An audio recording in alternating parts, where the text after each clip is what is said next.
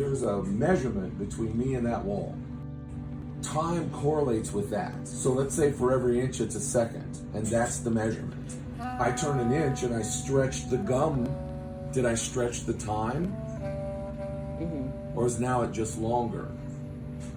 If you take a finite thing and you can stretch literally the distance, not make it go further, but literally make this distance longer without increasing the distance I travel. So for me to that wall, if you made it further all of a sudden, it would stretch the time out. Okay. So that means that you could literally, if you could stretch it long enough, you could make it take 1,000 years for me to walk from me to you right now. And what you would perceive as time.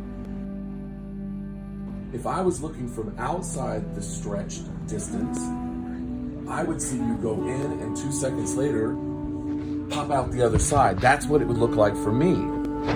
But for you, you'd come out as a dust cloud from dying fucking 950 years ago. Right. Do you see what I'm saying? Yeah. So really and truly, one of us just traveled through time. Do you see? So you made the distance longer. So that's what Einstein theorized about the Einstein-Rosen bridge, being able to, rather than take the point from me to you, what we do is we fold space and we bring your distance here, and hence smashing the space between the distance that I have to travel to get to you. Hence, I would boonk, boonk. But if I was outside that warp, I would see you go through that hole. You would pop out in 6 seconds on the other side of the galaxy. But for me, if I was to see it, I would see you pop here, and I would see you 10,000 years later pop out right there looking exactly the same. But I'd be long dead. We'd have to wait 10,000 years on Earth to see you pop out. It's very confusing, right? Everything takes time to travel. The downside of that would be when you popped out on the other side, the exact same amount of years old, I would be dead for fucking 10,000 years. The question is if somebody popped through space, it would take that long for the light to travel to me to even see you do it. That being all said, that basically if you can bend space, nobody knows how to take this distance from me to the wall and change it from here to the Food Lion. Nobody knows how to warp that, because the distance between me and you is not nothing. Space is not nothing.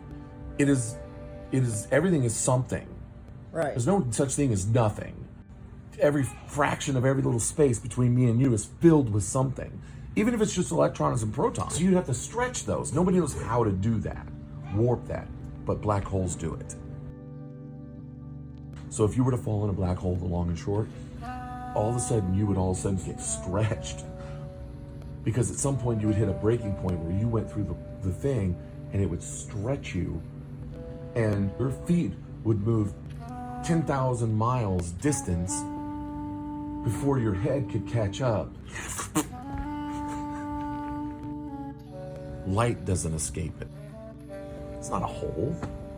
But as you're going in, the warping of the fabric of space, because we know that light bends around it.